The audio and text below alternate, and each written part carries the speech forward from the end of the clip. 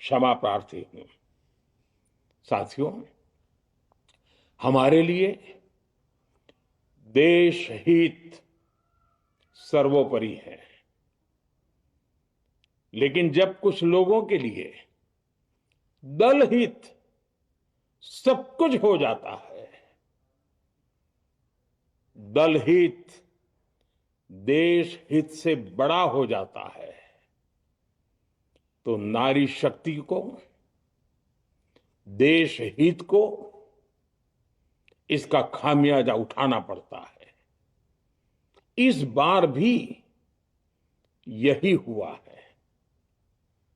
Congress, DMK, TMC और Samajwadi party जैसे दलों की स्वार्थी राजनीति का नुकसान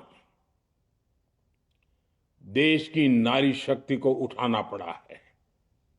साथियों, कल देश की करोड़ों महिलाओं की नजर संसद पर थी। देश की नारी शक्ति देख रही थी। मुझे भी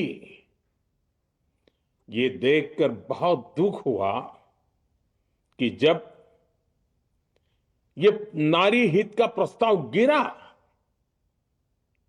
तो कांग्रेस, डीएमके, टीएमसी, सपा जैसी परिवारवादी पार्टियां खुशी से तालियां बजा रही थी। महिलाओं से उनके अधिकार छीनकर ये लोग मेजें थपथपा रहे थे। उन्होंने जो किया वो केवल टेबल पर थाप नहीं थी, वो नारी के स्वाभिमान पर, उसके आत्मसम्मान पर चोट थी। और नारी सब भूल जाती है, अपना अपमान कभी नहीं भूलती। इसलिए संसद में कांग्रेस और उसके सहयोग के उन सबके व्यवहार की कसक हर नारी के मन में हमेशा रहेगी। देश की नारी जब भी अपने क्षेत्र में इन नेताओं को देखेगी तो वो याद करेगी कि इन्हीं लोगों ने संसद में महिला आरक्षण को रोकने का जश्न मनाया था, खुशियां मनाई थी। कल संसद में नारी शक्ति वंदन संशोधन का जिन दलों ने विरोध किया है, उनसे मैं दो टूक कहूंगा। ये लोग नारी शक्ति को फॉर ग्रांटेड ले रहे हैं। वो ये भूल रहे हैं कि 21वीं सदी की नारी देश की हर घटना पर नजर रख रही है। वो उनकी मंशा भांप रही है और सच्चाई भी भली भांति जान चुकी है। इसलिए महिला आरक्षण विरोध करके जो पाप विपक्ष ने किया है, इसकी उन्हें सजा जरूर मिलेगी। इन दलों ने संविधान निर्माताओं की भावनाओं का भी अपमान किया है और जनता द्वारा इसकी सजा से भी वो बच नहीं पाएंगे। साथियों, सदन में नारी शक्ति वंदन संशोधन किसी से भी कुछ छीनने का नहीं था। नारी शक्ति वंदन संशोधन हर किसी को कुछ न कुछ देने का था, देने के लिए संशोधन का था। ये 40 साल से लटके हुए नारी के हक को 2029 के अगले लोकसभा चुनाव से उसका हक देने का संशोधन था। नारी शक्ति वंदन संशोधन 21वीं सदी के भारत की नारी को नए अवसर देने, नई उड़ान देने, उसके सामने से बाधाएं हटाने का महायज्ञ था।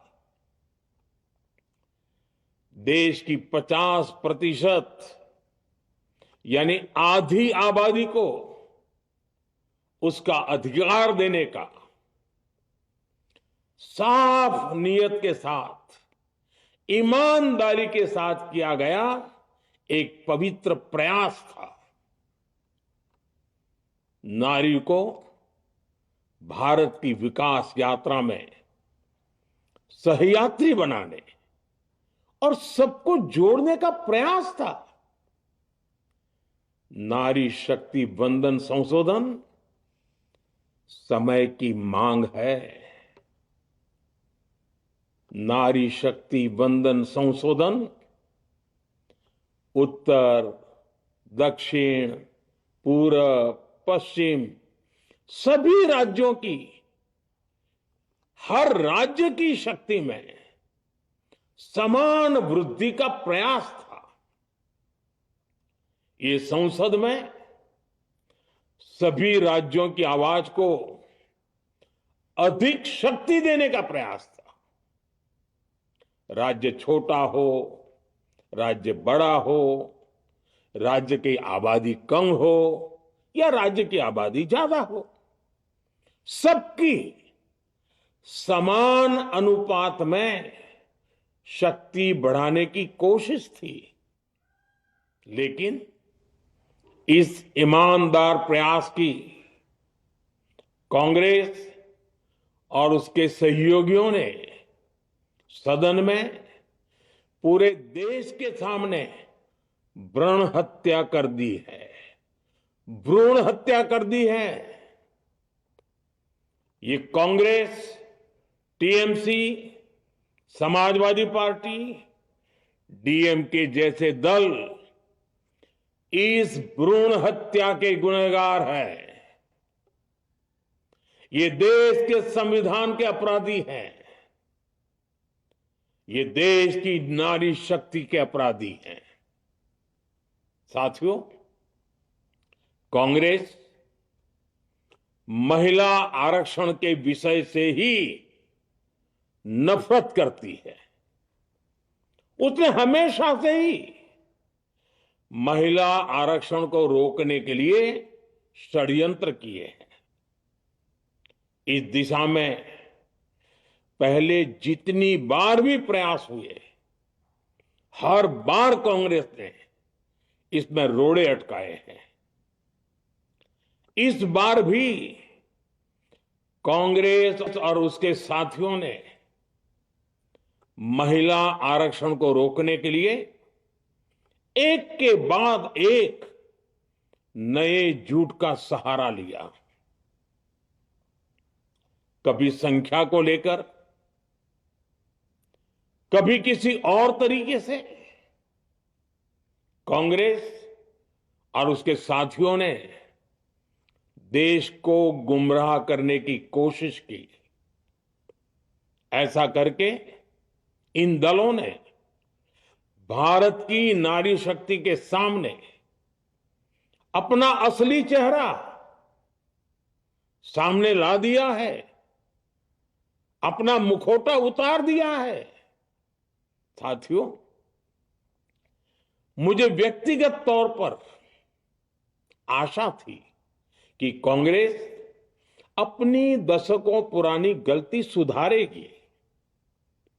कांग्रेस अपने पापों का प्रायश्चित करेगी, लेकिन कांग्रेस ने इतिहास रचने का, महिलाओं के पक्ष में खड़े होने का अवसर खो दिया।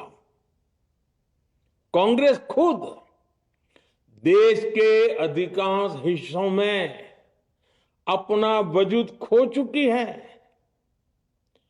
कांग्रेस परजीवी की तरह क्षेत्रीय दलों की पीठ पर सवार होकर खुद को जिंदा रखे हुए है। लेकिन कांग्रेस ये भी नहीं चाहती कि क्षेत्रीय दलों की ताकत बढ़े। इसलिए कांग्रेस ने इस संशोधन का विरोध करवाकर अनेक क्षेत्रीय दलों के भविष्य को अंधकार में धकेलने का राजनीतिक षड्यंत्र किया है। साथियों, Congress, Samajwadi party, DMK, TMC और दूसरी पार्टियां इतने वर्षों से हर बार वही बहाने, वही कुतर्क गढ़ते आए हैं, बनाते आए हैं। कोई न कोई टेक्निकल पेंच फंसाकर ये महिलाओं के अधिकारों पर डाका डालते रहे हैं। देश राजनीति का ये बद्दा पैटर्न बराबर समझ चुका है और उसके पीछे की वजह भी जान चुका है। भाइयों बहनों, नारी शक्ति वंदन अधिनियम के विरोध की एक बड़ी वजह है इन परिवारवादी पार्टियों का डर। इन्हें डर है अगर महिलाएं सशक्त हो गई तो इन परिवारवादी पार्टियों का नेतृत्व खतरे में पड़ जाएगा। ये कभी नहीं चाहेंगे कि उनके परिवार के बाहर की महिलाएं आगे बढ़े। आज पंचायतों में, लोकल बॉडीज में जिन हजारों लाखों महिलाओं ने अपनी क्षमता को साबित किया है, जब आगे बढ़कर लोकसभा और विधानसभाओं में आना चाहती हैं, देश की सेवा करना चाहती हैं, परिवारवादियों के भीतर उनसे असुरक्षा की भावना बैठी हुई है। परिसीमन के बाद महिलाओं के लिए कहीं ज्यादा सीटें होगी, महिलाओं का कद बढ़ेगा। इसलिए इन लोगों ने नारी शक्ति वंदन संशोधन का विरोध किया है। देश की नारी शक्ति कांग्रेस और उसके सहयोगियों को इस पाप के लिए कभी माफ नहीं करेगी। मेरे प्रिय देशवासियों, कांग्रेस और उसके साथी दल डिलिमिटेशन पर लगातार झूठ बोल रहे हैं।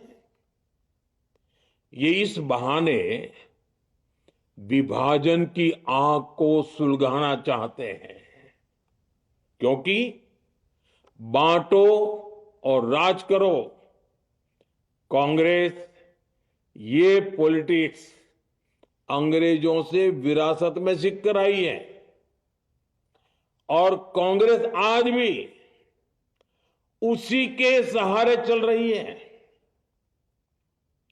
कांग्रेस ने हमेशा देश में दरार पैदा करने वाली भावनाओं को हवा दी है।